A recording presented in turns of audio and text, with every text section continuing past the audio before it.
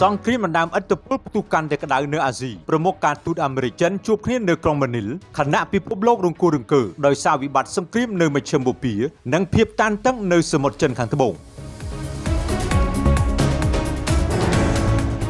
ការចាប់ដៃគ្នាផ្នែកការទូតមិនអាចបិទបាំងការប្រជែងដណ្ដើមឥទ្ធិពលដ៏តានតឹងរវាងមហាអំណាចធំបំផុតទាំងពីរបានឡើយលោក Marco Rubio រដ្ឋមន្ត្រីការបរទេសអាមេរិកបានជួបពិភាក្សាជាមួយលោក Wang Yi រដ្ឋមន្ត្រីការបរទេសចិនក្នុងកិច្ចប្រជុំអាស៊ាននៅទីក្រុងម៉ានីលប្រទេសហ្វីលីពីននៅថ្ងៃទី22ខែកក្កដាឆ្នាំ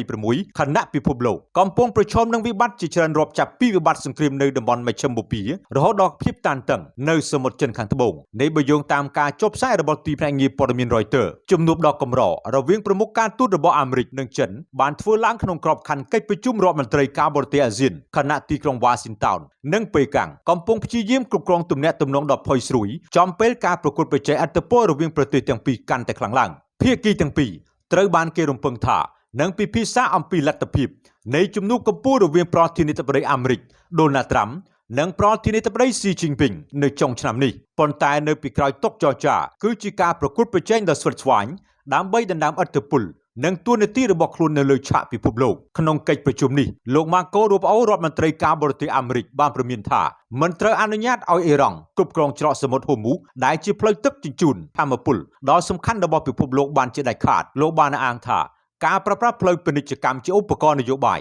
អាចបង្កការគំរាមកំហែងដល់សេដ្ឋកិច្ចនិងសន្តិសុខពិភពលោកជាមួយគ្នានេះភាពតានតឹងរវាងមហាយៈចិននិងហ្វីលីពីនដែលជាសម្ព័ន្ធមិត្តរបស់សហរដ្ឋអាមេរិកកំពុងឡើងកម្ដៅនៅសមុទ្រចិនខាងត្បូងលោក Marco Rubio បានព្រមានថាការប្រើប្រាស់ផ្លូវពាណិជ្ជកម្មនិងដែនសមុទ្រធ្វើជាអាវុធនយោបាយអាចគំរាមកំហែងដល់អធិបតេយ្យភាព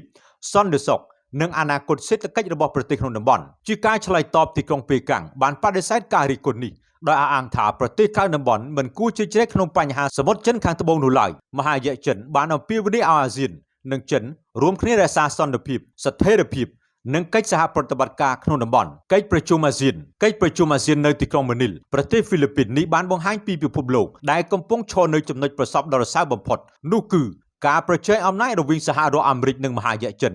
សង្គ្រាមនៅតំបន់មជ្ឈមបូព៌ានិងការប្រយុទ្ធដណ្ដើមការគ្រប់គ្រងលើផ្លូវពាណិជ្ជកម្មយុទ្ធសាស្ត្រខណៈអ្នកការទូតព្យាយាមបើកទ្វារសន្ទនាការប្រកួតប្រជែងដើម្បីឥទ្ធិពលសកលនៅតែបន្តឡើងកម្ដៅខ្ញុំតារាពី All To New TV